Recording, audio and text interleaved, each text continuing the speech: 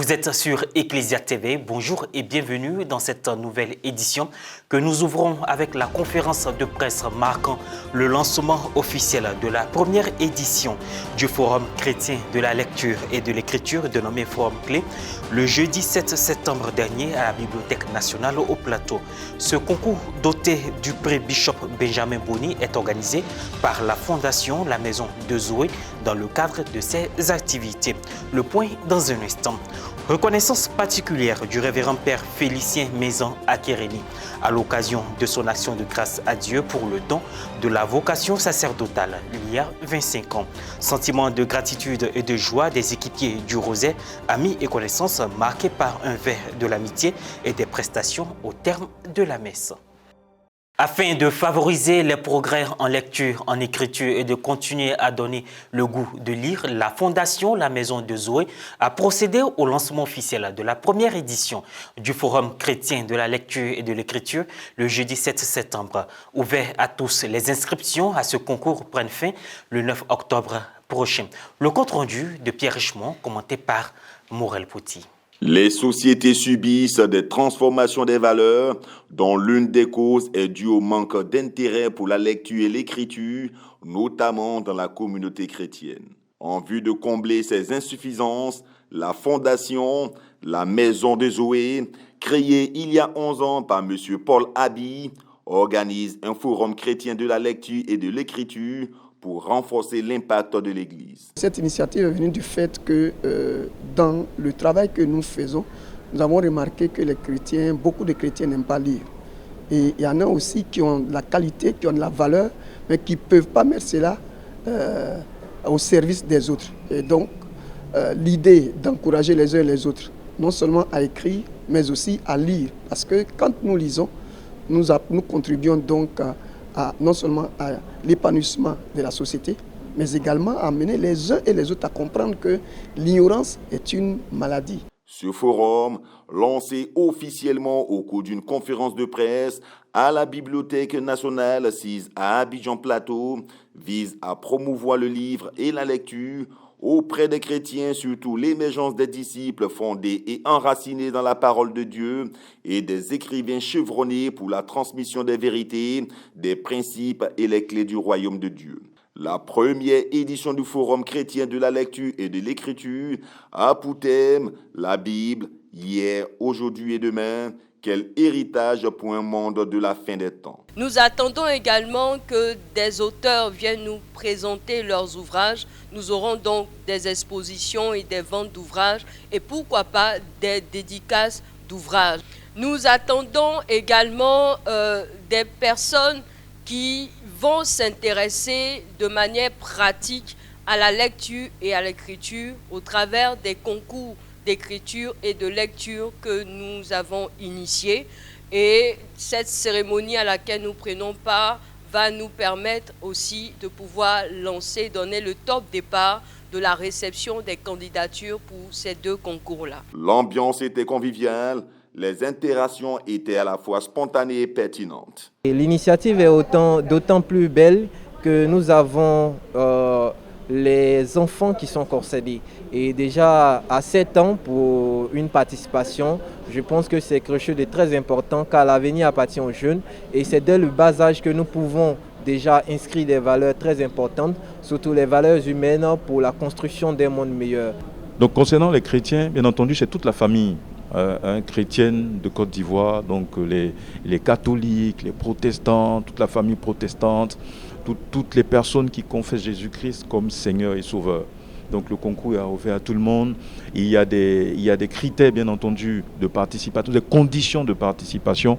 Et toutes ces conditions, vous pourrez les retrouver sur nos réseaux sociaux, sur le compte de la Fondation. Et nous ferons le plaisir de répondre à toutes vos questions. Il y a des liens qui sont déjà en ligne.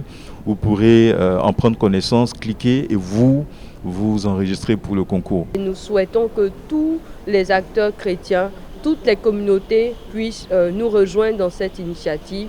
En cela, nous sommes en train de mener des démarches pour impliquer le maximum de personnes dans les différents jurys qui vont être constitués pour les concours. toutes les dénominations, les courants religieux seront représentés. Ils vont s'accorder sur l'essentiel. C'est Jésus-Christ qui nous unit.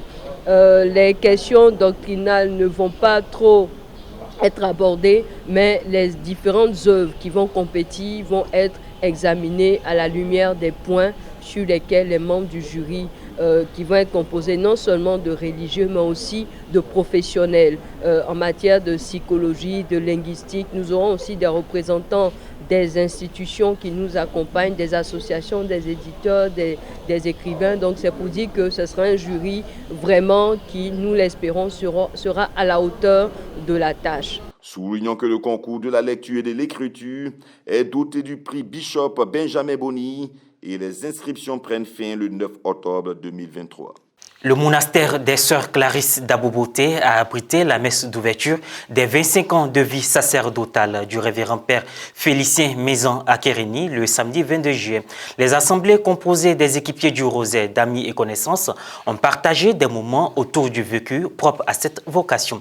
Retour sur les faits avec Maria Bissier. Prêtre du diocèse de Bondoukou, par ailleurs fondateur de l'association d'apostolat marial VECAM, Vivre en chrétien, le révérend père Félicien Manzan Akérénie a présidé la messe d'ouverture de son jubilé d'argent sacerdotal au monastère des Sœurs Clarisse d'Aboboté, dans l'archidiocèse d'Abidjan, le samedi 22 juillet dernier. S'appuyant sur le psaume 150, le révérend père Hilaire Manglé, aumônier diocésain des communautés nouvelles et groupes de prière, a dans son homélie invité l'Assemblée à louer le Seigneur pour ses bienfaits dans la vie de l'élu du jour. Aussi, ce samedi où l'Église célébrait Sainte Marie-Madeleine, le Père Hilaire Manglé a encouragé le Père Jubilé à imiter les vertus spirituelles de Marie-Madeleine. L'Église, notre Mère, te donne, oui, te donne de vivre la spiritualité de Marie-Madeleine. C'est un moment solennel pour toi. Oui, un moment d'arrêt, un moment de répit, un moment de silence, un moment de concentration, un moment de méditation, un moment de contrôle, comme on le fait en management, un moment d'ajustement spirituel. Oui, un moment de répartie de plus belle dans la mission, oui, ta mission ecclésiale et ta mission sacerdotale. Cette célébration eucharistique est une occasion pour marquer un arrêt afin d'analyser les 25 années passées et ensuite faire silence au monastère des Sœurs Clarisse pour revivre la grâce sacerdotale et confier au Seigneur ses joies, ses échecs, ses projets. C'est par un temps d'adoration et d'intercession animé par la chantre Geneviève Brou qu'a pris fin cette messe. Ah, que tu agis dans ma vie, oh Seigneur, je suis en paix. Interrogé à la fin de la messe, le révérend père Félicien Manzan Akérénie a remercié le clergé diocésain de Bondoukou, sa famille biologique, ainsi que les amis et connaissances pour tout leur soutien apporté depuis son ordination le 14 août 1999. Dans un an, je ferai le grand jubilé, comme ça a été dit, à Amanvi, dans mon village, dans le diocèse de Bondoukou, département de Tanda. Et donc, j'inviterai tous ceux qui sont loin, qui n'ont pas pu être là aujourd'hui. Et je crois que c'est la grande fête.